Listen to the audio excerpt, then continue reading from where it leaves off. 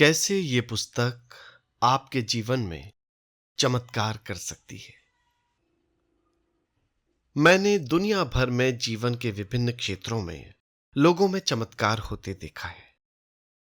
ये चमत्कार आपके जीवन में भी हो सकता है जब आप अपने अवचेतन मन की जादुई शक्ति का प्रयोग करना सीख जाएंगे। ये पुस्तक आपको ये बताने के लिए ही लिखी गई है कि आपके सामान्य विचार और कल्पनाएं ही सहज रूप में एकाकार होकर आपके भाग्य का निर्माण करती हैं। क्योंकि आदमी जो अपने अवचेतन मन में सोचता है वैसा ही वो जीवन में बनता है। इसके बारे में कुछ और बात करने से पहले मैं पहले आपसे कुछ प्रश्न पूछता हूं। क्या आपको इन प्रश्नों के उत्तर मालूम है?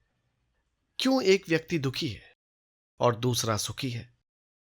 क्यों एक व्यक्ति प्रसन्न और खुशहाल है जबकि दूसरा निर्धन और अभागा है? क्यों एक व्यक्ति भयभीत और उतावला है और दूसरा आस्था और आत्मविश्वास से लबालब है? क्यों एक व्यक्ति के पास सुंदर और आरामदेह घर है और दूसरा गंदी बस्ती में मामूली मकान में रहता है? क्यों एक व्यक्ति जीवन में सफल है और दूसरा असफलता के चक्रव्यूह में पड़ा रहता है? क्यों एक व्यक्ति सफल वक्ता है, लोकप्रिय है और दूसरा सामान्य है, जिसे कोई नहीं जानता? क्यों एक व्यक्ति अपने व्यवसाय में दक्ष है, सफलता के पायदान पर खड़ा रहता है और दूसरा जीवन भर संघर्ष करता रहता है किंतु जीवन में कुछ नहीं कर पाता? क्यों एक व्यक्ति असाध्य रोग से मुक्त हो जाता है और दूसरा नहीं हो पाता? क्यों दयालु और धार्मिक लोग मन में अशांत रहते हैं? क्यों शरीर और मन में संताप झेलते हैं? और क्यों बदमाश और लंपट और नास्तिक लोग जीवन में सफल हो जाते हैं, खुशहाल रहते हैं, स्वस्थ रहते हैं? क्यों एक महिला का जीवन खुशियों से भरपूर है और उसकी बहन दुखी और निराश जीवन जीती है? क्या आपके चेतन और अवचेतन मन के कार्यकलाप में इन प्रश्नों का कोई उत्तर है? निश्चित रूप से है। इस पुस्तक को लिखने का कारण। इस पुस्तक को लिखने का मेरा प्रमुख उद्देश्य ऊपर पूछे गए प्रश्नों और ऐसे ही अनेक प्रश्नों का उत्तर और उनका स्पष्टीकरण देना है। मैंने आपके मन के एक अद्भुत बुनियादी सत्य को जनसाधारण की भाषा में परिभाषित करने का प्रयास किया है। मेरा विश्वास है कि जीवन के और आपके मन के आधारभूत और बुनियादी सिद्धांतों को जनसाधारण की आम भाषा में समझाया जा सकता है। इस पुस्तक को पढ़ने में आपको लगेगा कि इसकी भाषा वही है जो रोजाना आप अखबारों, पत्रिकाओं और कामकाज में इस्तेमाल करते हैं, जो आप घर बाहर में बोलते हैं। मैं चाहता हूं कि आप इस पुस्तक को ध्यान से पढ़ें और जो बातें इसमें लिखी गई हैं उन्हें अपने जीवन में लागू करें।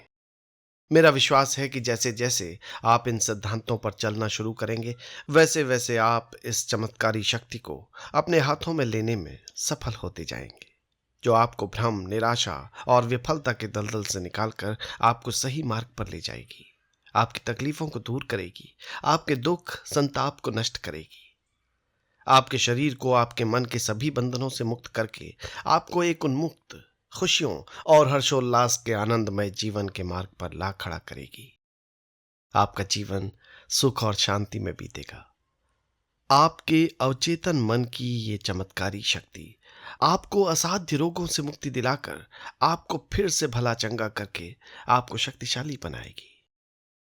अपने अवचेतन मन की शक्ति का प्रयोग करना सीखकर आप स्वयं अपने मन के बंद दरवाजों को खोलेंगे और देखेंगे कि आपके सभी प्रकार के भय और शंकाएं दूर हो चुकी हैं और आपके सामने एक सुखमय जीवन का स्वर्ण मार्ग प्रशस्त है जो अनंत आनंद के संसार की ओर जाता है। चमत्कारी शक्ति को पहचाने कैसे?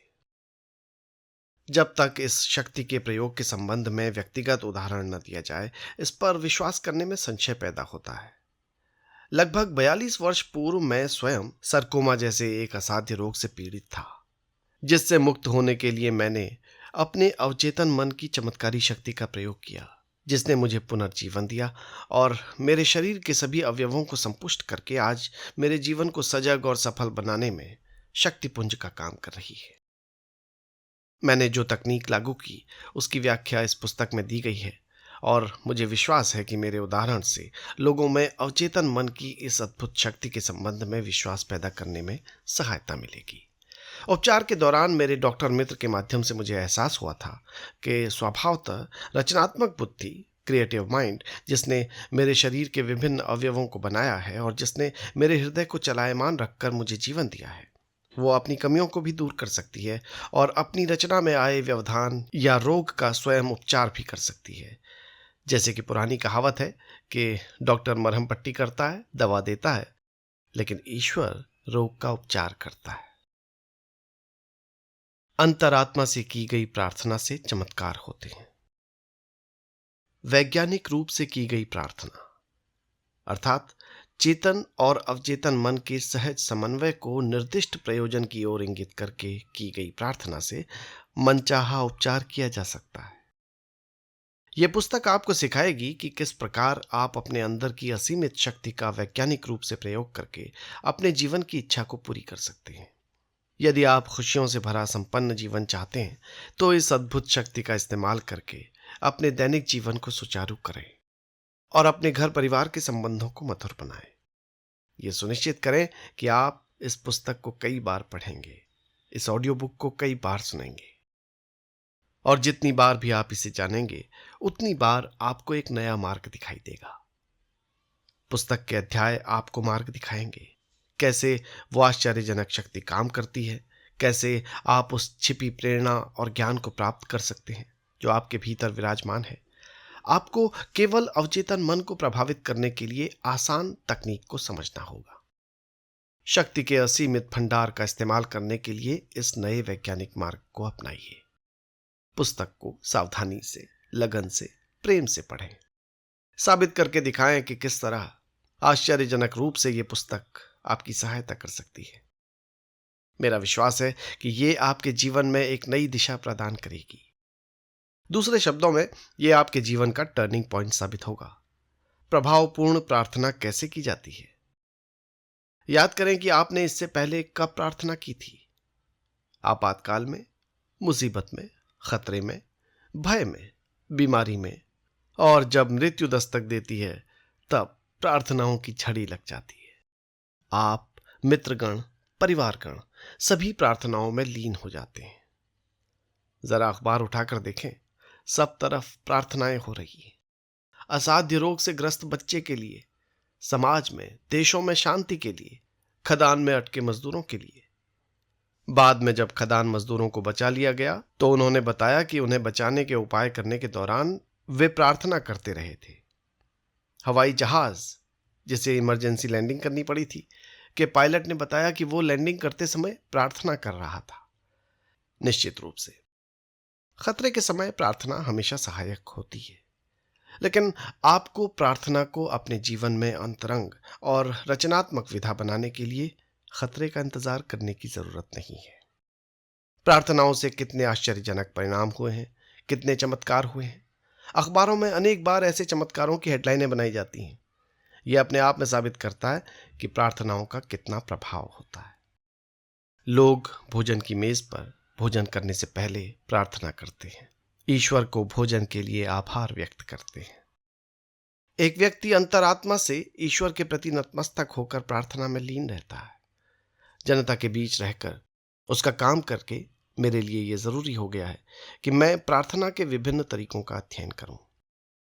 मैंने खुद अपने जीवन में प्रार्थना की शक्ति का अनुभव किया है, और मैंने जिन लोगों के साथ काम किया है या जिनसे बात की है, इन सभी ने इस अद्भुत शक्ति का अनुभव किया है। समस्या आमतौर पर लोगों को यह समझाने में होती है कि वे किस प्रकार प्रार्थना करें। जो लोग मुसीबत में होते हैं, उनके समझने, सोचने या काम करने का तरीका बदल चुका होता है। परेशानियों में उनका सहज रूप से समझना और सोचना भ्रमित हो जाता है। ऐसे लोगों के लिए एक सीधा सा और आसान फॉर्मूला होना चाहिए, कुछ ऐसा जिसे वे आसानी से अपना सकें और सीधे मार्ग पर आकर प्रार्थना का लाभ उठा सकें। परेशानी में ये बहुत ही आसान और कारगर उपाय है। इस पुस्तक के विशेष आकर्षण। इस पुस्तक के विशेष आकर्षणों में से एक ये है कि ये पूर्णतः व्यावहारिक है, प्रैक्टिकल है, यानी रोजमर्रा के जीवन से जुड़ी हुई है। इसमें जो तकनीक बताई गई है वो बहुत आसान है। इसे करने में जीवन में कोई फेरबदल नहीं करना पड़ता। जो फॉर्मूला बताया गया है उसे दैनिक जीवन में बड़ी आसानी से अपनाया जा सकता है। अलग से कुछ नया करने की जरूरत नहीं पड़ती। मैंने ये आसान तकनीक विश्व के कई देशों में अनेक स्त्री पुरुषों को समझाई है, जहां सभी लोग विभिन्न धर्मों को मानने वाले हैं। हाल ही में मैंने अमेरिका के लॉस एंजलिस नगर में ये तकनीक सिखाई, जिसे सीखने के लिए हजारों की संख्या में लोग आए। जहां मैंने इस पुस्तक के विशिष्ट गुणों को व्याख्या करके समझाया। कुछ तो 200 मील का सफर तय करके मेरे कार्यक्रम में शामिल हुए। इस पुस्तक की विशिष्ट बात यह है कि आपको यह जानने में आसानी होगी कि क्यों अपनी प्रार्थनाओं के बावजूद सब कुछ उल्टा हो गया और इसके कारण क्या थे। दुनिया भर में हजारों लोगों ने मुझसे यह सवाल किया है, हजारों बार सवाल किया है। ऐसा क्यों है कि मैंने प्रार्थना की है, प्रार्थना करता रहा हूं, लेकिन मुझे उसका कोई फल नहीं प्राप्त हुआ। इस सामान्य से प्रश्न का उत्तर आपको इस पुस्तक में मिलेगा। अवचेतन मन को प्रभावित करके उससे लाभ प्राप्त करने के जिन अनेक उपायों का वर्णन किया गया है, वे इस पुस्तक को असाधारण रूप से बहुमूल्य बनाते हैं। आप किस बात पर विश्वास करते हैं? ऐसा नहीं है कि किसी भी बात पर विश्वास करने से व्यक्ति की प्रार्थना का उत्तर मिल जाए। प्रार्थना का उत्तर तब मिलता है जब उस व्यक्ति की मानसिक स्थिति या उसके विचारों की प्रतिक्रिया उसके अवचेतन मन में होती है। विश्वास और आस्था का ये नियम विश्व के सभी धर्मों में कारगर है, और यही कारण भी है कि मनोवैज्ञानिक रूप से ये सत्यापित है। बौद्ध, ईसाई, मुस्लिम और हिब्रू सभी धर्मों में प्रार्थना का फल उनके पंथ, धर्म, संबंध, संस्कार, कर्मकांड, समारोह, फॉर्मूला, जादू टोना, बलि या अर्पण के कारण नहीं मिलता, बल्कि उनके विश्वास या उस प्रार्थना पर मिलता है जिसे उनका अवचेतन मन स्वीकार करके उसे ग्रहण कर लेता है। आस्था का नियम ही जीवन का नियम होता है, अर्थात आस्था और विश्वास पर ही जीवन चलता है, और आस्था ही आपके मन का चिंतन है। व्यक्ति जैसे सोचता है, महसूस करता है और विश्वास करता है, वैसा ही उसका मन होता है। आप क्या कर रहे हैं, क्यों कर रहे हैं? इस ज्ञान पर आधारित तकनीक और प्रणाली के जरिए जीवन की अच्छी बातों का सानिध्य मिलता है। मन की इच्छाएं ही बुनियादी रूप से प्रार्थना बनकर फल प्राप्त करती हैं, अर्थात मन से आप जो चाहते हैं वही पूरा होता है। इच्छा ही प्रार्थना है। हर व्यक्ति जीवन में स्वस्थ, सुखी, सुरक्षित और शांति से रहना चाहता है, किंतु यह कितनों को मिलता है? अधिकतर लोग इस चाहत में ही दिन बिता देते हैं। वे भटकते रहते हैं। एक यूनिवर्सिटी के प्रोफेसर हाल में ही मुझसे कह रहे थे, मैं जानता हूं कि यदि मैं अपने चित्त में परिवर्तन लाऊं और भावनात्मक जीवन की दिशा बदल दूं तो मुझे विश्वास है कि मेरे घाव दोबारा नहीं होंगे, लेकिन मेरे पास इस परिवर्तन को लाने का कोई उपाय या टेक्निक नहीं है। मेरा मन समस्याओं की उधेड़ बुन में ही लगा रहता है। यही कारण है कि मैं हमेशा बहुत दुखी रहता हूं। प्रोफेसर पूर्णतः स्वस्थ जीवन की कामना करते थे। इसके लिए वे उस ज्ञान की तलाश में थे जो उन्हें जीवन का सुख दे सकता था। इस पुस्तक में दिए गए साधनों का प्रयोग करके उन्होंने अपने जीवन की अभिलाषा को पूर्ण कर लिया। प्रत्येक व्यक्ति का मन सामान्य होता है। अवचेतन मन की चमत्कारी शक्तियां आपके और मेरे पैदा होने से पहले मौजूद हैं, और दुनिया में मंदिर, मस्जिद या चर्च बनने के पहले से सनातन है। जीवन के आदि सत्य और सिद्धांत सभी धर्मों के पहले से अक्षुण्ण हैं। इन्हीं विचारों को मन में रखकर मैंने पुस्तक के अध्यायों में उस जादुई तकनीक की सिलसिलेवार व्याख्या की है, जिसे मैं चाहता हूं कि आप पढ़ें, समझें और अपनाएं, और अपने विकारों और विफलताओं से मुक्ति प्राप्त करें। अपने रोगों, अपनी कमियों से, अपनी निराशाओं से, गरीबी और असहाय दशा से छुटकारा पाकर स्वस्थ, सफल, उन्मुक्त और सुखमय जीवन की शुरुआत करें। इसके लिए आपको भावनात्मक और मानसिक रूप से उन अच्छी बातों से जुड़ जाना होगा जिन्हें आप अपने लिए चाहते हैं। आप स्वयं देखेंगे कि आपके अवचेतन मन की रचनात्मक शक्तियां किस प्रकार आपकी सफलता की राह को आसान बनाने लगती हैं। आज ही से शुरू करें और देखें कि कैसे आपके जीवन में चमत्कार होते हैं। प्रयास करते रहें, निरंतर जारी रखें। अंधकार की परछाइयां अपने आप हट जाएंगी खजाना आपके भीतर छिपा है। यदि आप अपने मन की आंखें खोलकर अपने अंदर छिपे असीमित दौलत के खजाने को देखेंगे तो आप पाएंगे कि आपके चारों ओर ये दौलत बिखरी पड़ी है।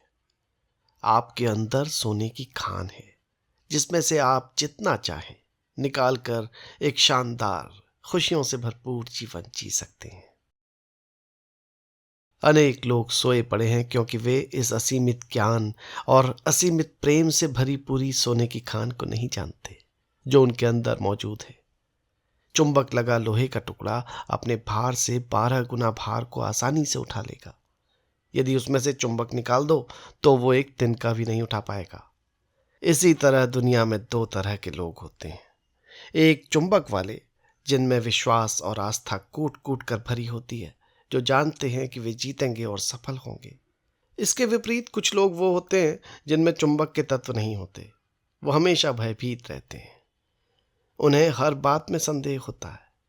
वो कहते हैं हो सकता है मैं असफल हो जाऊं, मैं अपने पैसे खो दूं, लोग मुझ पर हंसेंगे। इस प्रकार के लोग जीवन में आगे नहीं बढ़ पाते क्योंकि यदि वे आगे बढ़ने में डरेंगे तो वहीं रहेंगे जहां वे हैं। चुंबक वाला व्यक्ति बने और सदियों के रहस्य का आविष्कार करें। सदियों पुराना असाधारण रहस्य। आपके विचार से वो सदियों पुराना रहस्य क्या हो सकता है? क्या परमाणु ऊर्जा, थर्माक्यूलर ऊर्जा, न्यूट्रॉन बम, अंतरिक्ष की यात्रा? नहीं, ऐसा कुछ नहीं। तब क्या है वो असाधारण रहस्य? इसका रहस्य भी असाधारण रूप से आसान है। ये रहस्य अद्भुत और जादुई शक्ति है। यह और कुछ नहीं बल्कि आपका अपना अवचेतन मन है जिसकी कल्पना कोई व्यक्ति नहीं कर पाता। आपके अवचेतन मन की अद्भुत शक्ति। आप अपने अवचेतन मन की छिपी शक्ति से संपर्क कर उसे निकालने के तरीकों को सीखकर अपने जीवन को और गतिमान और धनवान और स्वस्थ और सुखी बना सकते हैं। इसके लिए आपको बाहरी ताकत की जरूरत नहीं है। यह ताकत आपके पास मौजूद है, केवल आपको उसका प्रयोग करने के तरीके को सीखना है। आपको उसे भली प्रकार समझ लेना है ताकि आप जीवन के विभिन्न कार्यों में उसका प्रयोग कर सकें। जैसे जैसे आप इस पुस्तक में दिए गए आसान उपायों और प्रक्रियाओं को बढ़ते जाएंगे वैसे वैसे आपके मन में वह आवश्यक ज्ञान और समझदारी आ जाएगी। आप में एक नई प्रेरणा जन्म लेगी और आप इस नई शक्ति से अपनी आशाओं और सपनों को साकार कर पाएंगे। अपने जीवन को पहले से शानदार, विशाल, धनी और उत्तम बनाने के लिए आज ही से फैसला करें। आपके अवचेतन मन की गहराई में असीमित ज्ञान, असीमित शक्ति और उन सभी वस्तुओं का असीमित खजाना छिपा है जो विकास और अभिव्यक्ति के लिए इंतजार कर रहा है। अपने मन की इन शक्तियों को पहचानने का काम आज ही से शुरू करें। आप देखेंगे कि ये शक्तियां अपना काम अपने आप करना शुरू कर देंगी। आपके अवचेतन मन में मौजूद असीमित ज्ञान हर जगह, हर पल, हर समय आपको वो सब बता सकता है जो आप जानना चाहेंगे, बशर्ते आप अपना दिमाग खुला रखेंगे और उसे ग्रहण करेंगे। आपको नए विचार और नई कल्पनाएं मिल सकती हैं जिनसे आप नए आविष्कार, नई उपलब्धि प्राप्त कर सकते हैं। पुस्तक लिख सकते हैं, नाटक लिख सकते हैं। इसके अतिरिक्त आपके अवचेतन मन का असीमित ज्ञान और ऊर्जा किसी मौलिक प्रवृत्ति का असाधारण ज्ञान भी दे सकती है। यह आपके सामने जीवन की चरम उपलब्धि और स्थान के लिए नया मार्ग प्रशस्त कर सकती है। अपने अवचेतन के विवेक से आप अपने जीवन के आदर्श सभी के साथ साथ व्यापार में सहयोगी या जोड़ीदार को आकर्षित कर सकते हैं। इसके उपयोग से आपको आपके घर का उचित खरीदार मिल सकता है। आपको आपकी चाहत के अनुरूप धन प्राप्त हो सकता है जिसके आधार पर आप अपनी इच्छा अनुसार जहां जाना चाहें जा सकते हैं, जो खरीदना चाहें खरीद सकते हैं, जो करना चाहें कर सकते हैं। मैंने अवचेतन मन से अशक्त और अयोग्य व्यक्तियों को एक बार फिर से शक्तिशाली, मजबूत और योग्य बनकर दुनिया की सभी खुशियां, स्वास्थ्य और प्रफुल्लित जीवन जीते देखा है। आपके अवचेतन मन में एक जादुई शक्ति है जो विचलित मस्तिष्क और अस्वस्थ मन को एक बार फिर से स्वस्थ करके आपके सभी प्रकार के भौतिक और शारीरिक अवरोधों को बड़ी सरलता से दूर कर देगी। कार्य प्रणाली के आधार की आवश्यकता। किसी भी क्षेत्र में पर्याप्त प्रगति एक विशिष्ट कार्य प्रणाली के आधार के बिना संभव नहीं होती। अर्थात आप भी कर सकते हैं। आप भी अपने अवचेतन मन को संचालित करने में दक्ष बन सकते हैं। आप इसके सिद्धांतों की शक्तियों को अपने ज्ञान के आधार पर अपने विशिष्ट कार्यों तथा अपने अभीष्ट लक्ष्यों के अनुरूप उपयोग करके अपने जीवन को सफल बना सकते हैं। एक पूर्व केमिस्ट होने के नाते मैं आपको बताना चाहता हूं कि हाइड्रोजन के 2 एटम के परिणाम में यदि एक एटम ऑक्सीजन मिला दी जाए तो वो पानी बन जाता है। आप ये भली बात ही जानते हैं कि एक एटम ऑक्सीजन और एक एटम कार्बन मिला देने से कार्बन मोनोऑक्साइड नाम की एक जहरीली गैस बन जाती है। लेकिन यदि एक एटम ऑक्सीजन और मिला दी जाए तो कार्बन डाइऑक्साइड गैस बन जाती है, जो साधारण गैस है। केमिस्ट्री रसायनों के मिश्रणों की एक प्रयोगशाला है। आप ये न सोचें कि केमिस्ट्री, फिजिक्स और मैथमेटिक्स के सिद्धांत आपके अवचेतन मन से अलग हैं। पानी अपना धरातल स्वयं बनाता है, ये एक सिद्धांत है जिसे सभी जानते हैं और स्वीकार करते हैं, और सभी जगह ये देखने को भी मिलता है। एक और उदाहरण लेते हैं। लोहा गर्म किए जाने पर फैलता है, ये एक सत्य है जो किसी भी समय किसी भी स्थिति में पाया जाता है। आप लोहे के टुकड़ों को गर्म करो, वो बढ़कर फैलेगा, चाहे वो चीन में हो या इंग्लैंड में या फिर भारत में हो। ये एक सार्वभौमिक सच्चाई है कि तत्व गर्म किए जाने पर फैलता है। ये भी एक सार्वजनिक सच्चाई है कि आप अपने अवचेतन मन में जो प्रभाव डालते हैं वो अंतरिक्ष के चित्रपट पर एक शर्त, अनुभव और परिणाम के रूप में अभिव्यक्त होता है। आपकी प्रार्थना का परिणाम मिलता है क्योंकि आपका अवचेतन मन सिद्धांत है, और सिद्धांत का मतलब है एक वस्तु की कार्यविधि या वस्तु के चलायमान होने का तरीका। उदाहरण के लिए बिजली के सिद्धांत को लेते हैं। वो ऊपर से नीचे की ओर दौड़ता है। जब आप बिजली का इस्तेमाल करते हैं तो आप उसके सिद्धांत को नहीं बदल सकते, लेकिन प्रकृति के सहयोग से आप अद्भुत आविष्कार और नई नई खोजें करते हैं, जिनके परिणाम स्वरूप मानवता को अनगिनत लाभ पहुंचाए जाते हैं। आपका अवचेतन मन सिद्धांत है जो आस्था के नियम के अनुकूल चलता है। आपको पता होना चाहिए कि आस्था क्या है, वो क्यों काम करती है, कैसे काम करती है। बाइबल में ये एक बड़े आसान और स्पष्ट सुंदर तरीके से बताया गया है कि कोई विश्वास के साथ पहाड़ से कहे कि हटो और समुद्र में जा गिरो, तो उसे अपने हृदय में कोई संदेह नहीं रहता, बल्कि उसे विश्वास होता है कि उसने जो कहा वो पूरा होगा, उसे वो सब कुछ मिलेगा जो वो कहेगा। आपके मन का नियम आस्था का सिद्धांत है। इसका मतलब है कि आपको मन के काम करने के तरीके पर विश्वास करना है। आपके मन की आस्था आपके मन का विचार है। देखो कितना आसान है सब कुछ, बस यही तो समझना है। आपके सभी अनुभव, परिणाम, शर्तें और कार्य आपके विचारों के प्रति आपके अवचेतन मन की प्रतिक्रियाएं हैं। याद रखने वाली बात यह है कि परिणाम, फल या उत्तर उसमें नहीं जिसमें आप विश्वास करते हैं, बल्कि आपके मन की आस्था से मिलता है। झूठी आस्थाओं, धारणाओं, अंधविश्वासों और आज के जीवन में प्रचलित भयों पर विश्वास करना छोड़िए और जीवन के सनातन सत्य और दैवीय नियमों पर विश्वास करना शुरू करिए। तब जाकर आप जीवन में ऊपर उठेंगे और जीवन का सच्चा आनंद ले सकेंगे। जो व्यक्ति इस पुस्तक को पढ़कर और इसमें दिए गए अवचेतन मन के वैज्ञानिक सिद्धांतों को अपने जीवन में लागू करेगा, वो अपने लिए और दूसरों के लिए वैज्ञानिक एवं प्रभावपूर्ण रूप से प्रार्थना कर पाएगा। आपकी प्रार्थनाओं के परिणाम कर्म और उसकी प्रतिक्रिया के अलौकिक सिद्धांत के अनुरूप होते हैं, जो आपके विचार की प्रवृत्ति के अनुरूप होते हैं। अपने मन को सद्भाव, स्वास्थ्य, शांति और शुभ इच्छाओं में लगाकर देखें, आपके जीवन में क्या आश्चर्य होते हैं। चलिए समझते हैं मन को। आपके मन के 2 भाग हैं।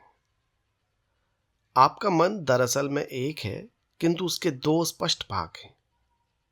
दोनों की विशेषताएं अलग हैं। सभी बुद्धिमान लोगों को मालूम है कि दोनों विभागों को एक रेखा अलग करती है। दोनों के कार्य बुनियादी रूप से एक दूसरे से अलग हैं। प्रत्येक विभाग को अलग अलग शिष्ट शक्तियां और गुण मिले हैं। दोनों की पद्धति आपके मन के कामों को सामान्यतः 2 पालों में बांट देती है।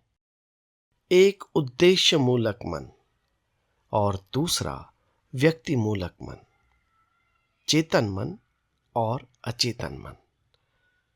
दूसरे शब्दों में, जो सतह पर दिखाई देता है यानी जो आप दिखाई देते हो, और दूसरा आपके अंदर का मन जो आपके अंदर है, दिखता नहीं। इसे स्वैच्छिक मन और अनैच्छिक मन या पुरुष और स्त्री मन जैसे अनेक प्रकारों से कहा जा सकता है। इस पुस्तक में सभी जगह आपको इन दो मनों के लिए चेतन और अवचेतन शब्दों का प्रयोग मिलेगा। तो क्या हैं ये चेतन और अवचेतन मन? इन दो मनों के कार्यकलापों को समझने का एक नायाब तरीका है। मान लीजिए कि आपका मन एक बाग है और आप उस बाग के मालिक हैं। आप दिन भर अपने विचारों के बीज बोते हैं। ये वे विचार हैं जिन्हें आप अपनी आदतों के अनुरूप सोचते हैं। जैसे विचारों की बुआई करते हैं, वैसे ही परिणाम आपके शरीर और आपके आसपास मिलते हैं। सुख, शांति, सही कामों, शुभ इच्छाओं और खुशहाली के विचारों का रोपण करना शुरू करें। धैर्य से बैठकर पूर्ण रुचि के साथ इन गुणों पर चिंतन करें और उन्हें पूर्ण रूप से अपने चेतन मन में, अर्थात अपने सोचने समझने के मन में स्वीकार करें, उन्हें अंगीकार करें। अपने मन के बगीचे में इन विलक्षण बीजों की बुआई करें और उनकी शानदार फसल का लाभ कमाएं। आपके अवचेतन मन की मिट्टी खूब उपजाऊ है, जिसमें सभी प्रकार के बीज उग जाते हैं, अच्छे भी बुरे भी। लेकिन जरा सोचिए, क्या कांटों को रोपने से कहीं अंगूर खिलेंगे या गोखरू के पेड़ में अंजीर लगेंगे? इसलिए प्रत्येक विचार महत्वपूर्ण है, क्योंकि वही कारण है जिसके प्रभाव से फल मिलता है। इसलिए ये जरूरी है कि आप अपने विचारों पर नियंत्रण रखें, जिसमें आपको वही परिणाम प्राप्त हो जैसा आप चाहते हैं। जब आपका मन सही रास्ते पर चलने लगेगा, जब आप सच को समझना शुरू कर देंगे और जब आपके अवचेतन मन में रचनात्मक, मधुर और शांतिपूर्ण विचार जमा होने लगेंगे, तब आपके अवचेतन मन की जादुई शक्ति में प्रतिक्रिया होगी और आपके जीवन में मधुर परिस्थितियां पैदा होंगी। आपके आसपास का वातावरण सहज बन जाएगा। प्रत्येक कार्य में सफलता मिलती जाएगी। जब आप अपने सोचने विचारने पर नियंत्रण शुरू कर देंगे, तो आपका अवचेतन मन इस शक्ति का उपयोग अपनी समस्या या परेशानी में भी कर पाएगा। दूसरे शब्दों में, आप वस्तुतः उस अनंत शक्ति और सर्वशक्तिमान नियम के सहज अनुयायी बन जाएंगे, जो समस्त संसार को चलायमान रखता है। आप जहां रहते हैं, वहां चारों ओर देखेंगे तो पाएंगे कि अधिकांश लोग शून्य जगत में रहते हैं और विवेकपूर्ण और ज्ञानी जन अभिलाषापूर्ण, अर्थपूर्ण जीवन को चुनते हैं। याद रखें, अर्थपूर्ण जीवन अर्थात आपके विचार, आपकी भावनाएं और कल्पनाएं ही आपके शून्य जगत का निर्माण करती हैं। इसलिए यही रचनात्मक शक्ति और वो सब कुछ जो आप अपने जीवन में देखते हैं, उसे जाने अनजाने में आपके भीतर के मन ने बनाया है। आपके चेतन और अवचेतन मन के आदान प्रदान का ज्ञान आपके संपूर्ण जीवन को बदल सकता है। अपनी आसपास की दशा बदलने के लिए आपको उसके कारण को बदलना होगा। विवाद, उलझन, अभाव, बंधनों को दूर करने के लिए आपको उनके कारण को, अर्थात उस तरीके को बदलना होगा जिसके जरिए आप चेतन मन का प्रयोग कर रहे हैं। दूसरे शब्दों में, जिस दिशा में आप सोच रहे हैं और मन का प्रयोग कर रहे हैं, उसे बदलना होगा। आप असीमित दौलत के अथाह सागर में रह रहे हैं।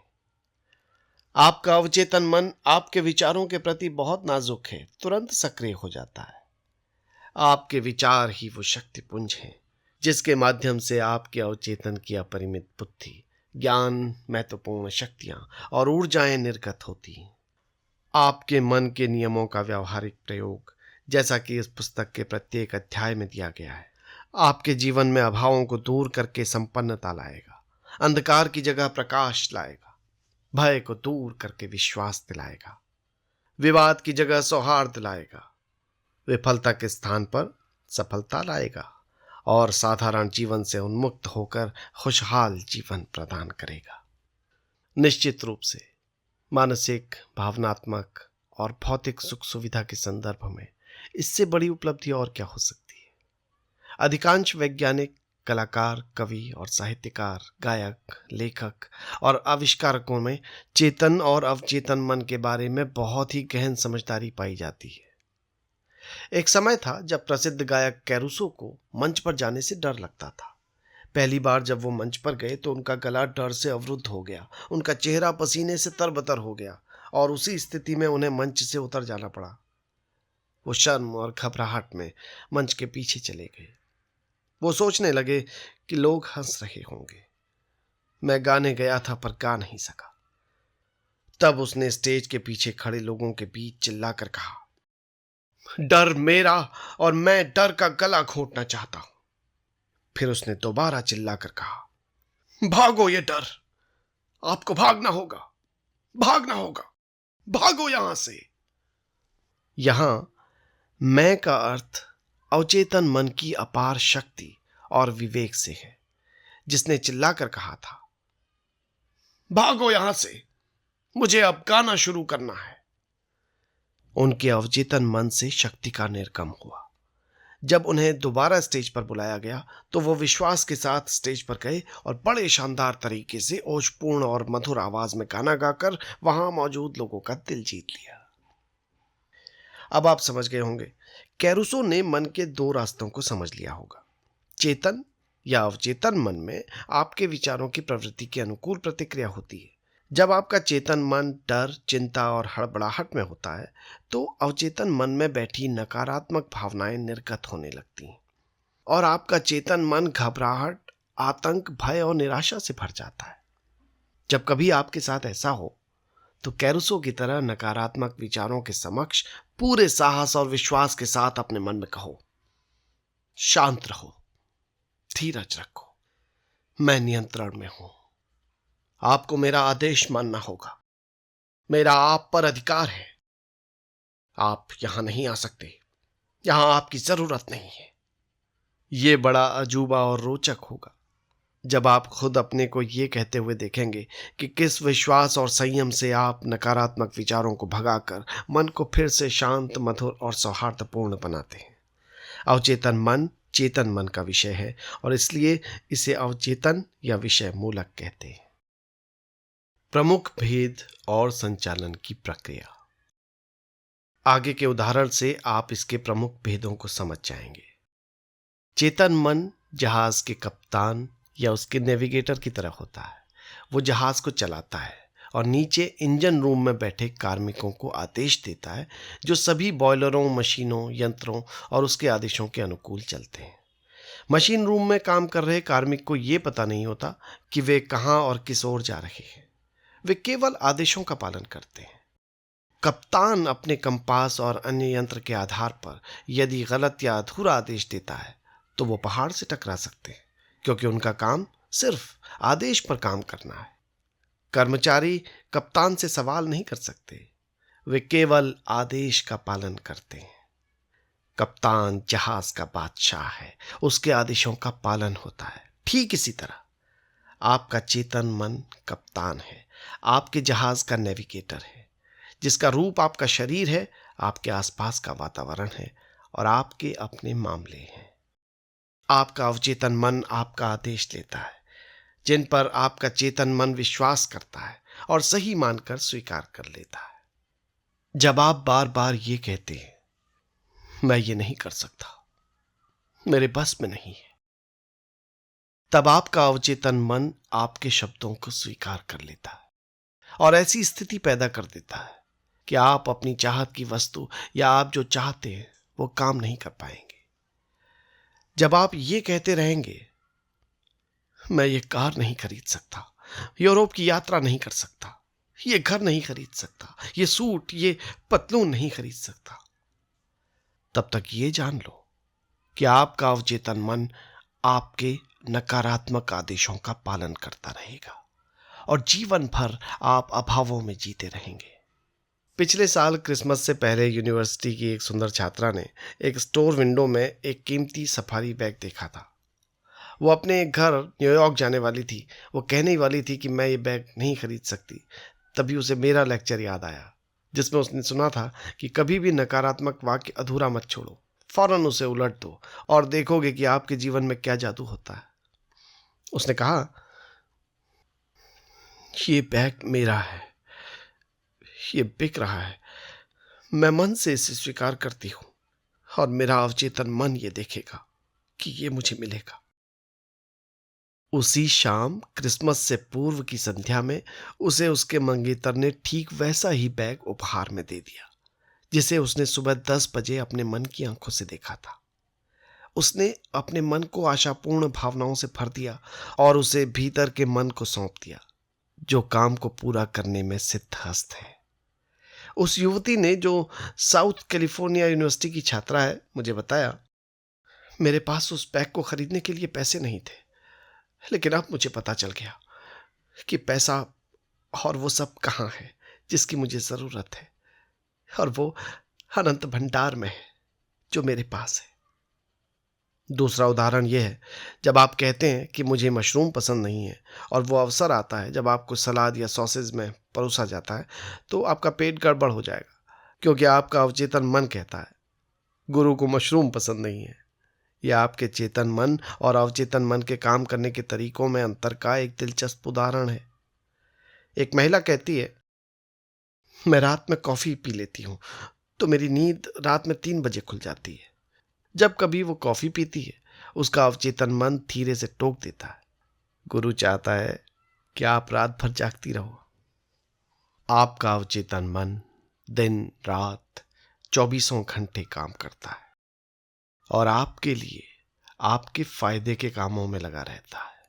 आपकी रोजमर्रा की आदतों के परिणाम आपकी गोद में डालता रहता है। कैसे उसके अवचेतन मन ने जवाब दिया। कुछ महीने पहले मुझे एक महिला ने लिखा, मैं 75 साल की विधवा हूं। मेरे परिवार के लोग सब अपनी अपनी जिंदगी में व्यस्त हैं। मैं अकेली पेंशन पर अपना जीवन निर्वाह करती हूँ। मैंने अवचेतन मन पर आपका व्याख्यान सुना था जिसमें आपने कहा था कि विचारों को अवचेतन मन में बार बार दोहराकर विश्वास और आशा के साथ कहा जाए तो वे सफल हो जाते हैं। मैंने अक्सर आशापूर्ण भावना से दोहराना शुरू किया, कोई मुझे चाहता है। मैं एक दयालु, प्यार करने वाले, आध्यात्मिक व्यक्ति से शादी करके सुखी और सुरक्षित जीवन व्यतीत कर रही हूं। मैं इसे 2 सप्ताह तक दिन में कई बार दोहराती रही। एक दिन पास की दवा की दुकान पर मेरी भेंट एक रिटायर्ड फार्मासिस्ट से हुई। मैंने महसूस किया कि वो एक समझदार, धार्मिक और दयालु प्रवृत्ति का व्यक्ति है। वो मेरी प्रार्थना का पूर्ण रूप से उत्तर था। 1 सप्ताह के अंदर ही उसने मेरे सामने विवाह का प्रस्ताव रख दिया और अब मैं उसके साथ हनीमून पर यूरोप की यात्रा कर रही हूँ। अब मैं जान चुकी हूँ कि मेरे अवचेतन मन के विवेक ने हम दोनों को एक दैवी शक्ति के जरिए मिला दिया है। उस महिला को जब पहली बार पता चला कि यह खजाना उसके पास है, उसकी प्रार्थना उसके हृदय से निकली थी और उसका निर्णय अवचेतन मन के रसाकर्षण में डूब गया जो रचनात्मक माध्यम है। जैसे ही वो अपनी चाहत को मूर्तिमान करने में सफल हुई, उसके अवचेतन मन ने आकर्षण के सिद्धांत पर उत्तर खोज निकाला। निर्णय करो कि आप जिन बातों को सोचते हो वे सच्ची हैं, निष्कपट हैं, न्यायपूर्ण हैं, पवित्र हैं, सुंदर हैं, अच्छी मानी जाती हैं। यदि कोई सद्गुण है और यदि कहीं प्रशंसा है तो उन्हीं बातों को सोचो। स्मरण रखने के बिंदुओं का सारांश। खजाना आपके भीतर है। अपनी हार्दिक इच्छाओं की पूर्ति के लिए अपने भीतर झांक कर देखिए। सभी युगों में महापुरुषों का विलक्षण रहस्य यही था कि वे अवचेतन मन की शक्तियों से संपर्क करके उसका उपयोग करने में दक्ष थे। आप भी चाहकर ऐसा कर सकते हैं। आपके अवचेतन के पास आपकी सभी समस्याओं का समाधान है। यदि आप अपने अवचेतन से सोने से पहले कहते हैं मुझे 6 बजे उठना है, तो वो आपको समय पर उठा देगा। आपका अवचेतन मन आपके शरीर का निर्माता है। रोज रात को स्वस्थ और प्रसन्न विचारों के साथ सोने जाएं। आपका अवचेतन मन आपके वफादार नौकर की तरह आपके आदेश का पालन करेगा। प्रत्येक विचार एक कारण है और प्रत्येक दशा उसका परिणाम है। यदि आप पुस्तक लिखना चाहते हैं, नाटक या कहानी लिखना चाहते हैं, अपने दर्शकों के सामने प्रभावपूर्ण भाषण देना चाहते हैं, तो अवचेतन मन को बड़े प्रेम और माधुर्य से बताओ और वो आपके लिए अनुकूल काम करेगा। आप जहाज चलाने वाले कप्तान जैसे हो, उसे आपको सही आदेश देने चाहिए और इसी प्रकार आपको भी अपने अवचेतन मन को, जो आपके सभी अनुभवों को नियंत्रित करके चला है, सही आदेश, विचार और चित्र देने चाहिए।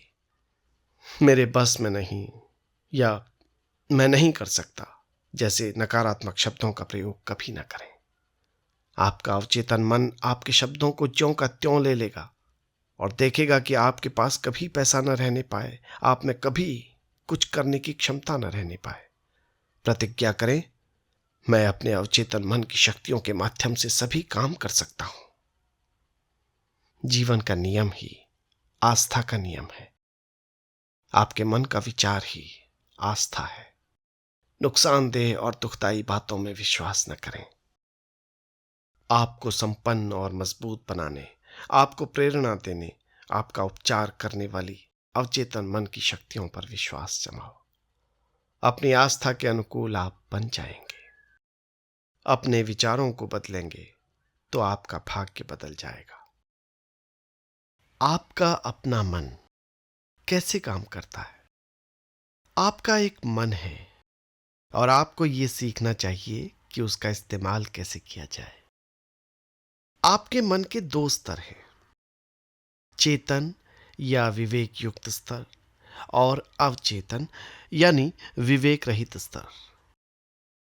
आप चेतन मन से सोचते हैं और जो अपनी आदतों के अनुकूल सोचते हैं वो आपके भीतर के अवचेतन में डूब जाता है, जो आपके विचारों की प्रवृत्ति के अनुरूप रचना करता है। आपका अवचेतन मन अपनी भावनाओं का धरातल है और यही रचनात्मक मन है। यदि आप अच्छा सोचते हैं तो शुभ इच्छा आएगी, यदि आप बुरा सोचते हैं तो बुराई आएगी। इसी प्रकार आपका मन काम करता है। याद रखने की महत्वपूर्ण बात यह है कि एक बार अवचेतन एक विचार को स्वीकार कर लेता है तो उस पर काम करना शुरू कर देता है। ये एक दिलचस्प और गूढ़ सत्य है कि अवचेतन मन का नियम अच्छे और बुरे दोनों विचारों पर समान रूप से काम करता है। ये नियम नकारात्मक ढंग से प्रयोग किया जाता है तो उसका परिणाम असफलता, निराशा और दुख होता है, और जब आपके विचार प्रेमपूर्ण और सौहार्दपूर्ण और रचनात्मक होते हैं तो आपको स्वस्थ और सफल जीवन और खुशहाली मिलती है। जब आप सही दिशा में सोचना और एहसास करना शुरू कर देंगे तो मन की शांति और स्वस्थ जीवन मिलेगा। जो कुछ आप मन और वचन से सत्य मानेंगे, आपका अवचेतन मन उसे स्वीकार करके उसे आपके अनुभव में ला देगा। आप उसका अनुभव करेंगे। आपके लिए केवल ये जरूरी है कि आपका अवचेतन मन आपके विचारों को स्वीकार कर ले। आपके अपने अवचेतन मन का नियम ही आपके लिए अच्छा स्वास्थ्य, शांति या फिर जो भी पद आप प्राप्त करना चाहते हैं वो आपके सामने प्रस्तुत कर देगा। आप आदेश या निर्णय देते हैं और आपका अवचेतन मन वो विचार जो उसे दिया गया है आपके सामने पूरी निष्ठा से प्रस्तुत कर देगा। आपके मन का नियम ये है, आपको अपने अवचेतन मन से उन विचारों या चिंतन का प्रतिरूप या प्रतिफल मिलेगा जो आप अपने चेतन मन में रखते हैं। मनोवैज्ञानिकों और मनोचिकित्सकों ने साबित किया है कि जब विचार आपके अवचेतन मन को प्रेषित किए जाते हैं, उनकी छाप मस्तिष्क के पटल पर आ जाती है। जैसे ही आपका अवचेतन मन किसी विचार को स्वीकार करता है, वो तुरंत उसे मूर्तिमान करना शुरू कर देता है। वो विचारों से मिलकर काम करता है और आपके उस ज्ञान का पूरा प्रयोग करता है जो आपने जीवन भर एकत्रित किया है। वो इसके लिए आपके भीतर मौजूद अनंत शक्ति, ऊर्जा और विवेक का प्रयोग करता है। वो अपना काम कराने के लिए प्रकृति के सभी सिद्धांतों को प्रयोग में लेता है। कभी कभी वो अपनी समस्याओं का समाधान तुरंत कर देता है, किंतु कभी ऐसा भी होता है कि उसे काम करने में कुछ दिन, कुछ सप्ताह और भी देर हो सकती है, किंतु वो काम करके ही रहता है। चेतन मन और अवचेतन मन दोनों में क्या भेद है? आपको ये याद रखना चाहिए कि ये दोनों अलग अलग मन नहीं हैं, ये केवल दो क्षेत्र हैं जिनका कार्यकलाप अलग है, लेकिन मन एक ही है। आपका चेतन मन विवेकशील है, अर्थात हर चीज का कारण जानना चाहता है। यही क्षेत्र है जो अपनी चाहत का चुनाव करता है। उदाहरण के लिए, आप पुस्तक चुनते हैं, अपना घर चुनते हैं, अपना जीवन साथी चुनते हैं। आप सारे तर्क वितर्क चेतन मन से करते हैं। दूसरी ओर आपके किसी भी प्रयास के बगैर आपका हृदय स्वतः धड़कता रहता है और पाचन क्रिया, रक्त प्रवाह और सांस बराबर चलता रहता है। ये सब आपका अवचेतन मन एक स्वतंत्र प्रक्रिया के माध्यम से चलाए रखता है, जिस पर आपके चेतन मन का कोई नियंत्रण नहीं होता। आपका अवचेतन मन वो सब स्वीकार कर लेता है जिसकी छाप उस पर पड़ती है, या वो जिस पर आप विश्वास करते हैं। वो चेतन मन की तरह कारण या प्रश्न नहीं पूछता, नहीं आपसे कोई तर्क करता है। वो मिट्टी की तरह है जो सभी प्रकार के बीज स्वीकार कर लेता है। अच्छा हो या बुरा, उसे कोई फर्क नहीं पड़ता। आपके विचार हमेशा सक्रिय रहते हैं। हो सकता है उन बीजों में आपकी पसंद जुड़ी हो। नकारात्मक व विध्वंसात्मक विचार आपके अवचेतन मन में लगातार नकारात्मक रूप से काम करते रहते हैं और एक लंबे समय के बाद आपके अनुभवों में दिखाई देने लगते हैं। आप बुरे कामों में फंस जाते हैं। याद रखें, आपका अवचेतन मन ये नहीं बताता कि आपके विचार अच्छे हैं या बुरे, सच्चे हैं या झूठे। ये उसका काम नहीं है। वो तो जो भी आप लाते हो, अर्थात जो विचार या सुझाव आप स्वीकार करते हैं या चुनते हैं, उसे स्वीकार करके अपना काम शुरू कर देता है। उदाहरण के लिए, यदि आप अपने होशो हवास में कुछ अच्छा सा या सही सोचते हो लेकिन वो झूठा है, तो भी आपका अवचेतन मन उसे सही मानकर स्वीकार कर लेगा और उसी के अनुसार काम करेगा, क्योंकि आपके चेतन मन ने उसे सही माना है। मनोवैज्ञानिकों के परीक्षण। मनोवैज्ञानिकों और अन्य लोगों की ओर से अनेक परीक्षणों में ये पाया गया है कि आदमी हिप्नोटिक स्टेज यानी सुषुप्तावस्था में चुनाव और तुलना, जो कि एक आवश्यक तार्किक प्रक्रिया है, नहीं कर पाता। उसमें वो क्षमता नहीं होती। परीक्षणों में ये बार बार स्पष्ट हुआ है कि आपका अवचेतन मन कोई भी सुझाव स्वीकार करेगा, चाहे वो झूठा ही क्यों ना हो। एक बार स्वीकार करने के बाद वो सुझाव के अनुकूल ही काम करेगा। आपका अवचेतन मन आपका सुझाव कितनी आसानी से स्वीकार कर लेता है, इसका एक दिलचस्प उदाहरण मनोविज्ञान में हिप्नोटिक स्लीप यानी सुषुप्त अवस्था है, जिसमें एक मनोवैज्ञानिक अपने एक रोगी को सुझाव देता है कि वो नेपोलियन बोनापार्ट है या वो बिल्ली है या कुत्ता है। वो व्यक्ति उन्हीं के अनुकूल व्यवहार करने लगेगा। उसका व्यक्तित्व कुछ समय के लिए बदल जाएगा। वो उसी पर विश्वास करेगा जो उसका डॉक्टर कह रहा है। एक दक्ष मनोचिकित्सक अपने एक छात्र को हिप्नोटिक स्लीप में अर्धमूर्छावस्था में ले जाकर उससे कहे कि उसकी कमर में दर्द हो रहा है, दूसरे छात्र से कहे कि उसकी नाक से खून बह रहा है, तीसरे से कहे कि वो संगमरमर की मूर्ति है, चौथे से कहे कि आप सर्दी से कांप रहे हो, टेम्परेचर 0 से नीचे है। आप देखेंगे कि प्रत्येक छात्र उसी सुझाव पर काम करके वैसा ही व्यवहार कर रहा है जो उसे दिया गया है। उन सभी छात्रों के वर्तमान का वातावरण से कोई सरोकार नहीं होता, क्योंकि वो सुझाव में नहीं है। ये साधारण सुझाव आपको स्पष्ट करेंगे कि आपके चेतन तार्किक मन और अवचेतन में जो अवैयक्तिक है, चुनाव शून्य है और उस सब को सही मानकर स्वीकार कर लेता है जो आपका चेतन मन सही और स्वीकार करके उसे देता है। इसलिए ये महत्वपूर्ण है कि चुनाव करते समय ऐसे विचार, चिंतन, भावनाएं, तर्क और आधार चुने जाएं जो कल्याणकारी हों, उपचार करा सकें, प्रेरणा दे सकें और आपके हृदय को आनंदित करें। उद्देश्य सूचक और विषय सूचक मन के नियमों की व्याख्या। आपका अवचेतन मन कभी कभी उद्देश्य सूचक के नाम से भी जाना जाता है, क्योंकि वो बाहरी दुनिया का कामकाज देखता है। उद्देश्य सूचक मन का माध्यम आपकी 5 इंद्रियां हैं।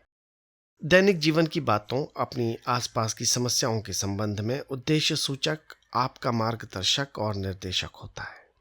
आपका ज्ञान 5 इंद्रियों के जरिए होता है। आपका मन देखकर, अनुभव करके और जानकारी लेकर ज्ञान प्राप्त करता है।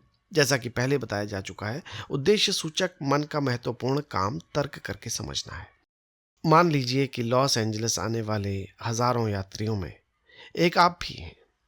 आप उस शहर को देखकर ये कह सकते हैं, आपने वहाँ सुंदर पार्कों, बगीचों और बड़े बड़े भवनों और खूबसूरत घरों को देखा, और देखने के बाद आपका निर्णय है कि ये एक भव्य और सुंदर शहर है। ये काम आपने उद्देश्य सूचक मन के माध्यम से किया है। कभी कभी आपके अवचेतन मन को विषय सूचक कहा जाता है। आपका विषय सूचक मन आपके आसपास के वातावरण को 5 इंद्रियों को छोड़कर एक दूसरे माध्यम से देखता है, जिसे अंतर्ज्ञान या आध्यात्मिक ज्ञान या फिर छठी इंद्री भी कहते हैं। ये अपनी भावनाओं, संवेदनाओं के अतिरिक्त अपनी स्मृतियों का स्टोर हाउस है। आपका विषय मूलक मन उस समय सबसे ज्यादा कार्य करता है जब आपका उद्देश्य सूचक मन नहीं रहता। दूसरे शब्दों में, ये वो बुद्धि है जिसका चमत्कार तब होता है जब आपका उद्देश्य सूचक मन निलंबित या सोया हुआ रहता है, सुषुप्ता अवस्था में होता है। विषय सूचक मन को देखने के लिए आंखों की या और किसी प्राकृतिक इंद्रिय की जरूरत नहीं होती। उसके पास जो सामने है और जो सामने नहीं है उसे सुनने की क्षमता होती है। अर्थात वो जो चाहता है देख सकता है, जो सुनना चाहता है उसे सुन सकता है। वो आपके शरीर को त्याग कर दूसरे स्थानों, दूसरे देशों की यात्रा कर सकता है और वहां से जानकारी ला सकता है। मनोवैज्ञानिक इसे एस्ट्रल ट्रैवलिंग कहते हैं। विषय सूचक मन के जरिए आप दूसरे की भावनाओं और विचारों को पढ़ सकते हैं। आप बंद लिफाफे के पत्र का विषय पढ़ सकते हैं, तिजोरी में बंद कागजों के विषय जान सकते हैं। आपका विषय सूचक मन किसी संचार साधन के बिना दूसरे व्यक्ति के मन की बात जान सकता है। इसलिए ये बहुत जरूरी है कि हम अपनी प्रार्थना का सही उपयोग करने के लिए उद्देश्य सूचक और विषय सूचक मन के बीच संबंध या आदान प्रदान को भली प्रकार समझ लें। अवचेतन मन आपके चेतन मन की तरह तर्क नहीं कर सकता। आपका अवचेतन मन तर्क वितर्क नहीं कर सकता। इसलिए यदि आप उसे गलत सुझाव देंगे तो उसे सच मानकर वो अपना काम शुरू कर देगा। आपके साथ जो बातें हुई है वे आपके विचारों की छाप के आधार पर हुई हैं, जो अपनी आस्था के अनुकूल आपने अवचेतन मन को दिए हैं। यदि आपने अपने अवचेतन मन को अशुद्ध या गलत विचार प्रेषित किए हैं और उन्हें आप हटाना चाहते हैं, तो उनके स्थान पर रचनात्मक और सौहार्दपूर्ण विचारों को बार बार दोहराएं, जिससे आपका अवचेतन मन उसे स्वीकार करता है। इस प्रकार विचारों और जिंदगी की एक नई और स्वस्थ आदत डालें, क्योंकि आपका अवचेतन मन आदतों का कार्यस्थल है। आपके अवचेतन मन के रोजमर्रा के विचार आपके अवचेतन मन की गहराई से उतरकर एक आधार बना लेते हैं। यदि आपके दैनिक जीवन के विचार सौहार्दपूर्ण, शांतिमय और रचनात्मक हैं, तो आपके लिए ये बहुत ही उपयोगी है। यदि आप भय, परेशानी और विचारों के अन्य प्रकार के विध्वंसात्मक स्वरूप में मशगूल रहे हैं, तो इसका उपाय यह है कि अवचेतन मन की दैवी शक्तियों को याद करें और स्वतंत्रता, सुख और संपूर्ण स्वास्थ्य का आदेश दें। आपका अवचेतन मन चूंकि रचनात्मक है और दैवीय शक्ति से परिपूर्ण है, वो स्वतंत्रता और खुशी की संरचना शुरू कर देगा, जिसका आपने आदेश दिया था। सुझाव में प्रबल शक्ति है। अब तक आप जान चुके होंगे कि आपका चेतन मन आपके दरवाजे पर खड़ा चौकीदार है और उसका पहला काम आपके अवचेतन मन की झूठे प्रभावों से रक्षा करना है। आप अब मन के बुनियादी नियमों में से एक नियम को जान चुके हैं। आपका अवचेतन मन सुझाव को तुरंत ग्रहण कर लेता है और आप जानते हैं कि आपका अवचेतन मन तुलना नहीं कर सकता, विपरीत नहीं सोच सकता। न तो वो तर्क कर सकता है, न ही खुद अपने से सोच पाता है। अंतिम क्रिया आपका चेतन मन करता है, यानी तर्क करना और खुद अपने से सोचना। अवचेतन मन केवल चेतन मन की ओर से प्रेषित प्रभाव की प्रतिक्रिया स्वरूप काम करता है।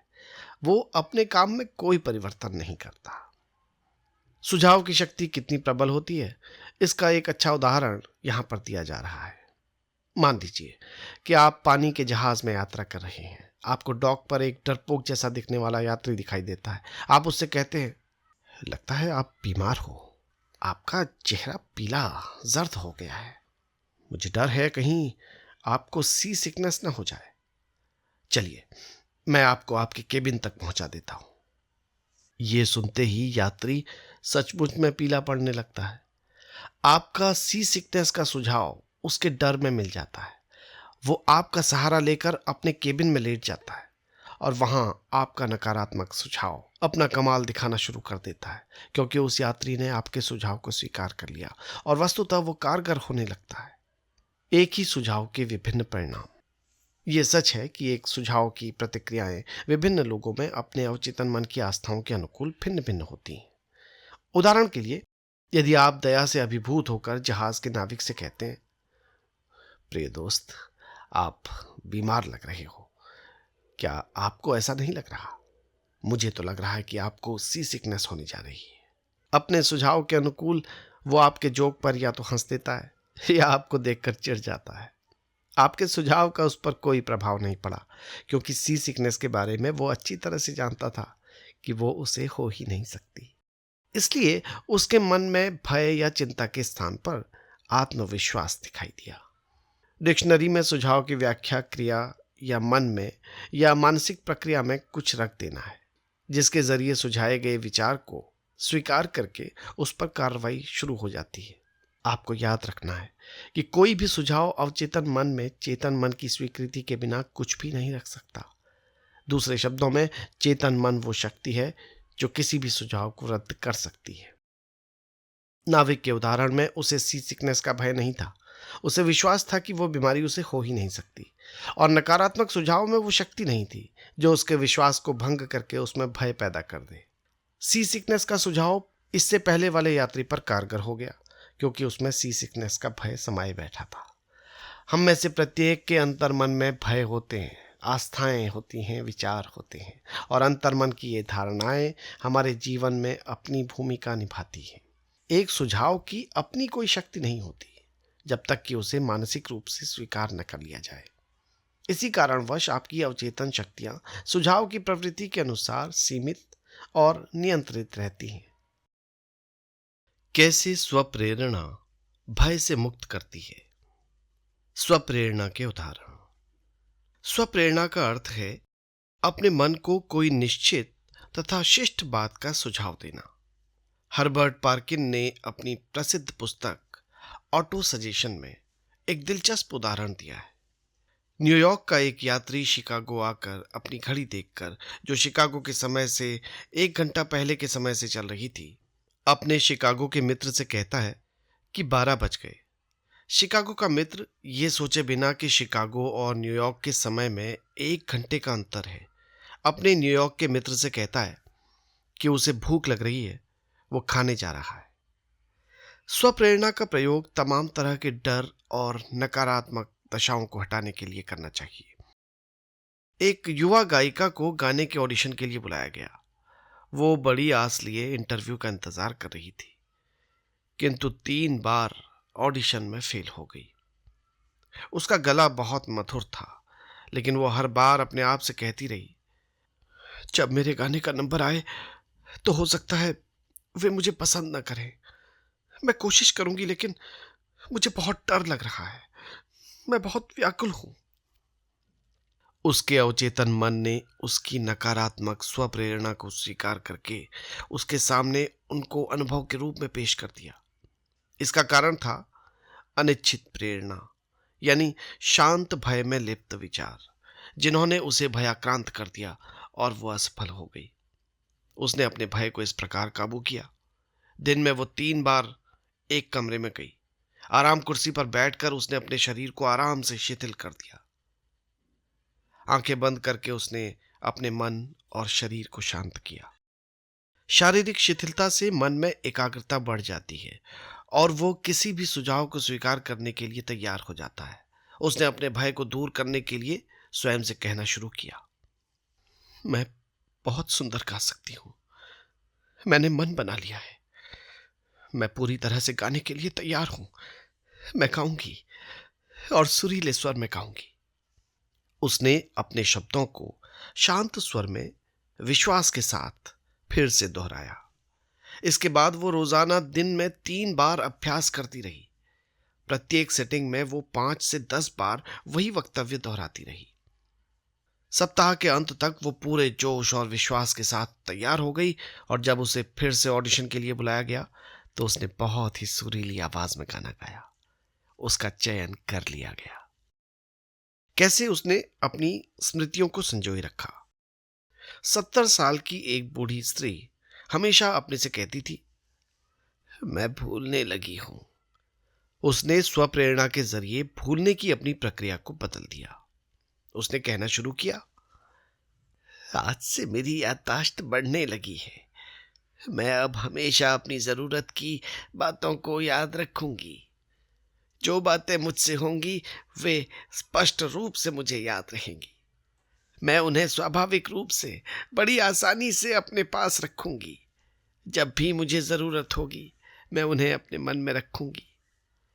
मेरी याद दिन पर दिन बढ़ रही है और बहुत शीघ्र ही पहले से अच्छी हो जाएगी। 3 सप्ताह के प्रयास के बाद उसकी स्मृति सामान्य हो गई। उसका जीवन खुशनुमा हो गया। कैसे उसने अपने भयंकर क्रोध को वश में किया। अनेक लोग जिन्हें चिड़चिड़ेपन और भयंकर क्रोध की शिकायत थी, उन्होंने स्वप्रेरणा की मदद से अद्भुत परिणाम प्राप्त किए हैं। इसके लिए उन्होंने विभिन्न वक्तव्य 1 महीने में दिन में 3 से 4 बार दोहराए हैं, सुबह, दोपहर और रात में सोने से पहले। आज के बाद मैं मृदुल स्वभाव का बनूंगा। मेरे मन में सुख और आनंद डेरा जमाएंगे। जीवन की खुशियां मेरे पास होंगी। दिन प्रतिदिन लोग मुझे पसंद करेंगे। मेरी समझ बढ़ेगी। मेरे चारों ओर खुशियां हैं। मैं प्रेम और माधुर्य का केंद्र बन गया हूं। खुशियां हर दम मेरे साथ रहती हैं। मेरा स्वभाव बदल गया है। मैं बहुत खुश हूं और सबका आभारी हूं। स्वप्रेरणा की रचनात्मक और विध्वंसात्मक शक्तियां। विजातीय स्वप्रेरणा के कुछ उदाहरण और विचार। विजातीय प्रेरणा का अर्थ है दूसरे से प्राप्त सुझाव। सभी युगों में सुझाव की शक्ति ने दुनिया के सभी देशों में हर काल में आदमी के जीवन और उसके चिंतन में अपनी भूमिका अदा की है। अनेक देशों में यह धर्म की नियंत्रण शक्ति का काम करता है। स्वप्रेरणा का उपयोग अपने को अनुशासित और नियंत्रित करने के लिए करना चाहिए, किंतु इसका प्रयोग उन लोगों को अपने नियंत्रण और आदेशों में रखने के लिए भी किया जा सकता है जो मन के सिद्धांतों से अनभिज्ञ हैं। यह अद्भुत और शानदार है, किंतु इसका नकारात्मक रूप मन के सभी स्वरूपों में सर्वाधिक विध्वंसकारी है, जिसका परिणाम दुख, असफलता, संताप, बीमारी और विनाश है। क्या आपने इनमें से किसी को स्वीकार किया है? बचपन से हम में से अधिकांश लोगों को अनेक नकारात्मक सुझाव दिए जाते रहे हैं। इससे बचने के उपाय से अनजान होने के कारण स्वाभाविक रूप से हम उन्हें ग्रहण करते आए हैं। कुछ नकारात्मक सुझाव इस प्रकार हैं। आप नहीं कर सकते। आप कभी किसी लायक नहीं होगे। आपको चांस नहीं मिलेगा। आप पूरी तरह से गलत हो। कोई फायदा नहीं। आप कौन हो ये कोई मायने नहीं रखता, बल्कि आप किसे जानते हो ये मायने रखता है। दुनिया का पतन हो रहा है। क्या फायदा? किसी को कोई मतलब नहीं। इतनी मेहनत करना बेकार है। आप अब बूढ़े हो गए हैं। हालत और बिगड़ती जा रही है। जीवन एक कारावास है। प्यार कौन करता है? आप जीत ही नहीं पाओगे। जल्द ही आपका पैसा उड़ जाएगा। सावधान रहो।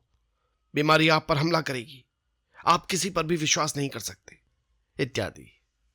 एक वयस्क होने के बाद जब तक आप रचनात्मक स्वप्रेरणा का प्रयोग नहीं करेंगे, जो आपके दिमाग को बदल सकती है, तब तक आप पर पूर्व में पड़े प्रभाव आपके व्यवहार के तरीकों को बदलकर आपके निजी और सामाजिक जीवन में गड़बड़ी पैदा करके आपकी अच्छी आदतों के विकास में कठिनाई पैदा करते रहेंगे। आप नकारात्मक सुझावों का निराकरण कर सकते हैं। अखबार उठाकर देखिए, आपको दर्जनों समाचार मिल जाएंगे जो आपके दिमाग में खालीपन, भय, चिंता, परेशानी और आने वाले खतरे की आशंकाओं के बीज बो सकते हैं। अगर आप उन्हें स्वीकार करते हैं तो भय की चिंता आपके जीवन में रहने की अभिलाषा को समाप्त कर देगी। ये जानते हुए कि आप अवचेतन मन को रचनात्मक सुझाव दे सकते हैं, आप इन सभी नकारात्मक सुझावों का निराकरण कर सकते हैं। लोग जो नकारात्मक सुझाव देते हैं उन्हें आप नियमित रूप से चेक करते रहें। आपको बाहर से किसी विध्वंसकारी सुझाव से प्रभावित होने की जरूरत नहीं है। हम सभी ने इन्हें बचपन में और किशोरावस्था में झेला है। अगर आप याद कर सकते हैं तो याद करें, कैसे आपके माता पिता ने, रिश्तेदारों, अभिभावकों और सहयोगियों तक ने नकारात्मक अभियान चलाने में सहयोग दिया है। उन सब का अध्ययन करके देखें। आपको पता चलेगा कि वो सब एक प्रोपेगेंडा था, जिसका उद्देश्य आप पर नियंत्रण रखना था या आप में भय पैदा करना था। यह बाहरी स्वप्रेरणा का चक्र हर घर, दफ्तर, कारखाने और क्लब में चलता है, जिसके पीछे स्वार्थ है। सुझाव देने वाले चाहते हैं कि आप वैसा ही सोचें और उस प्रकार काम करें जिनसे उनको लाभ हो। कैसे सुझाव ने एक व्यक्ति की जान ले ली। विजातीय स्वप्रेरणा का एक उदाहरण इस प्रकार है। मेरा एक मित्र भारत में एक तांत्रिक से मिला। उसने मेरे मित्र को बताया कि उसका हृदय रोगी हो चुका है और कहा कि अगली अमावस्या के बाद उसकी मृत्यु हो जाएगी। उसने अपने घर वालों को इस भविष्यवाणी के बारे में बताना शुरू किया और अपनी वसीयत तैयार करवा ली। इस शक्तिशाली सुझाव ने उसके अवचेतन मन में प्रवेश कर लिया था। मेरे मित्र ने मुझे यह भी बताया कि वो तांत्रिक तंत्र की विचित्र ताकतों में सिद्धहस्त माना जाता है और वो एक व्यक्ति को हानि या लाभ दोनों पहुंचाने की क्षमता रखता है। तांत्रिक की भविष्यवाणी के अनुरूप मेरा मित्र मर गया, ये जाने बगैर कि अपनी मौत का जिम्मेदार वो खुद था। मैं समझता हूं हम में से अनेक ने इसी प्रकार मूर्खतापूर्ण, हास्यास्पद और अंधविश्वास की कहानियां सुनी होंगी। हमारा अवचेतन मन कैसे काम करता है, इसकी जो जानकारी हमें है, उसके आधार पर हम देखेंगे कि मेरे मित्र के साथ क्या हुआ। आदमी का चेतन मन अर्थात तर्क प्रधान मन जो कुछ भी विश्वास करता है, अवचेतन मन उसे स्वीकार कर सकारात्मक काम करता है। मेरा मित्र जब उस तांत्रिक से मिलने गया तो खुश था, स्वस्थ और मजबूत था। तांत्रिक ने बहुत सकारात्मक सुझाव दिया जिसे उसने स्वीकार कर लिया। वो भय से आतंकित हो गया और बार बार यही सोचता रहा कि अमावस्या के बाद वो मर जाएगा। उसने सबको बताना शुरू कर दिया और अपने अंत का इंतजाम भी कर लिया। ये प्रक्रिया उसके दिमाग की ही उपज थी, उसकी अपनी धारणा थी।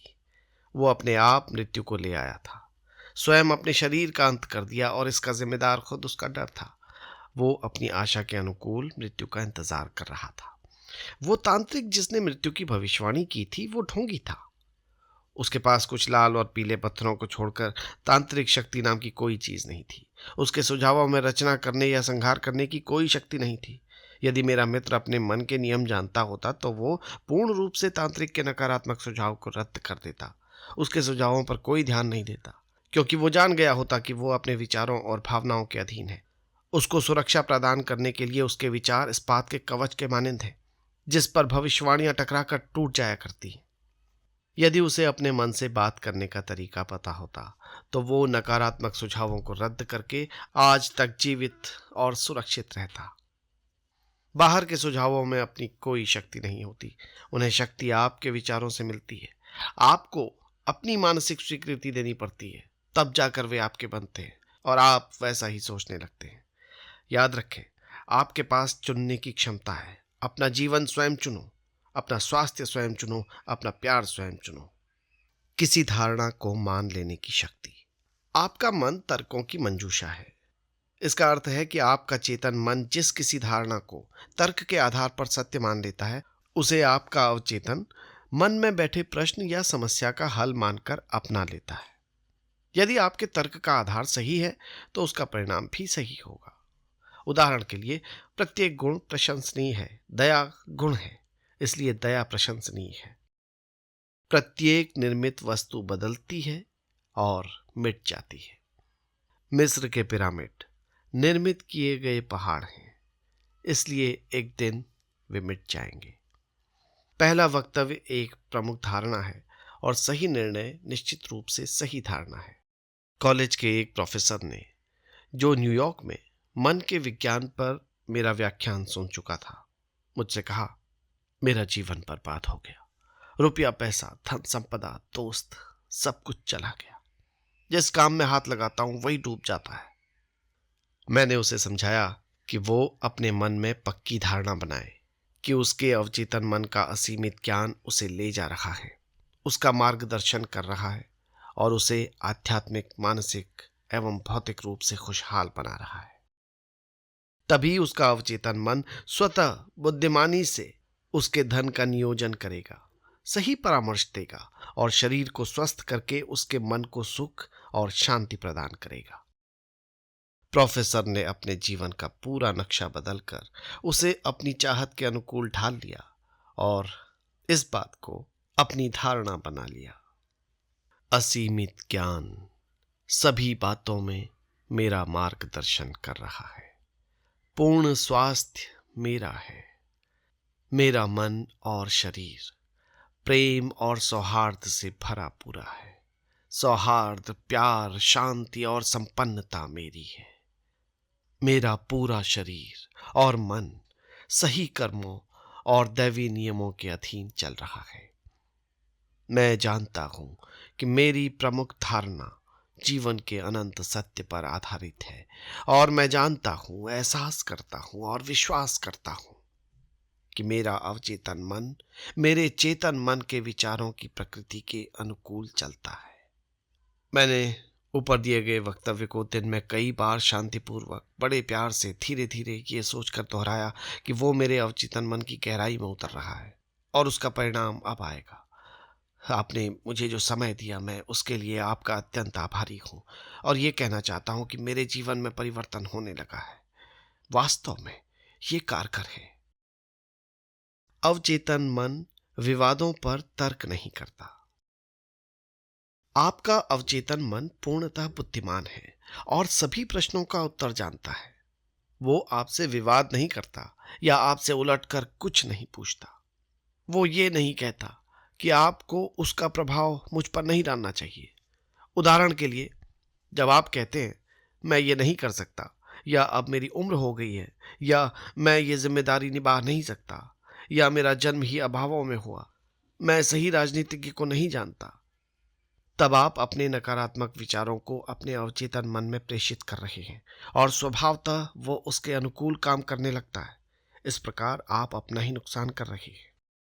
जब आप अपने अवचेतन मन में इस प्रकार की बाधाएं ला रहे हैं और अवचेतन मन को घेर कर रख रहे हैं, आप अपनी भलाई में बाधा पहुंचा रहे हैं और बदले में अपने जीवन में अभाव और बंदिशों को ला रहे हैं। आप अवचेतन मन में विवेक और बुद्धि के अवसरों को रोक रहे हैं, तो आप दरअसल में ये कह रहे हैं कि आपका अवचेतन मन आपकी समस्याओं का हल नहीं कर सकता। इससे मानसिक और भावनात्मक रुकावट पैदा होगी, जिसकी वजह से बीमारी या मानसिक चिड़चिड़ापन पैदा होगा। अपनी इच्छाओं को प्रभावशाली बनाने, अपनी निराशा को दूर करने के लिए दिन में कई बार जोर से ये वक्तव्य दोहराएं। असीमित ज्ञान जिसने मुझे ये इच्छा दी है, वो मुझे मार्गदर्शन करेगा और मुझे अपनी इच्छा को पूरा करने की योजना की ओर ले जाएगा। मुझे मालूम है कि मेरे अवचेतन मन का गहन विवेक अब जाग गया है, और जो कुछ मैं अंदर महसूस कर रहा हूं, वो अब होने जा रहा है। मेरे अंदर और बाहर का ज्ञान बराबरी के संतुलन पर पहुंच गया है।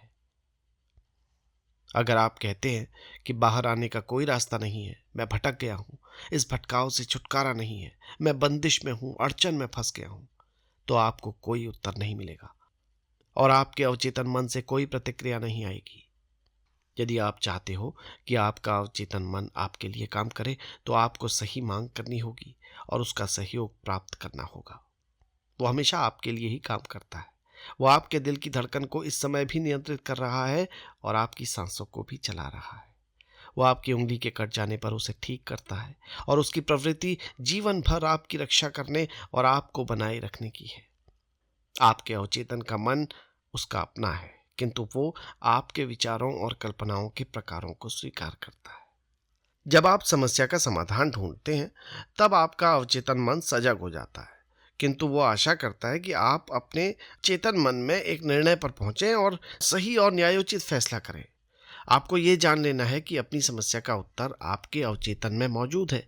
लेकिन यदि आप कहते हैं मैं नहीं समझता कि इस समस्या का कोई समाधान है, मैं सोच नहीं पा रहा हूँ, भ्रमित हो गया हूँ, मुझे कोई हल क्यों नहीं सूझ रहा, तो आप अपनी प्रार्थना को प्रभावहीन बना रहे हैं। अपने मन के पहिए को रोकें, ठहरें, फिर चलने दें और आहिस्ता से दृढ़ विश्वास के साथ कहें, मेरा अवचेतन मन समस्या का समाधान जानता है। वो अब जाग उठा है और समस्या को हल करने के लिए तैयार है।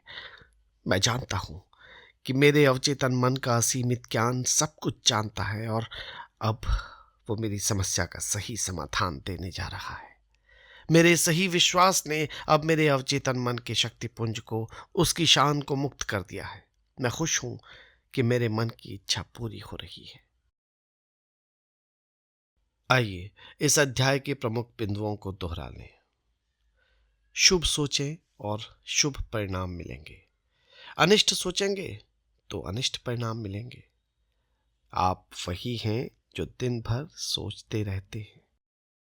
आपका अवचेतन मन आपसे विवाद नहीं करता, वो वही स्वीकार करता है जो आपका चेतन मन आदेश देता है। अगर आप कहते हैं मेरे वश में ये नहीं है, तो हो सकता है ये सही हो, किंतु आप ये न कहें। कुछ बेहतर सोचें और आदेश दें, मेरे वश में है, मैं कर लूंगा, मैं इसे स्वीकार करता हूं। आपके पास चुनने की शक्ति है। स्वास्थ्य और खुशी को चुनें। आप दोस्ती को चुन सकते हैं या दुश्मनी को चुन सकते हैं। आप सहयोग और भाईचारा चुनें। आनंद और दोस्ती चुनें। प्यार चुनें और दुनिया आपको पसंद करेगी, आपका इंतजार करेगी। यह आकर्षक व्यक्तित्व बनाने का सर्वोत्तम मार्ग है। आपका चेतन मन दरवाजे का पहरेदार है। इसका प्रमुख कार्य आपके अवचेतन मन को झूठे प्रभावों से सुरक्षित रखना है।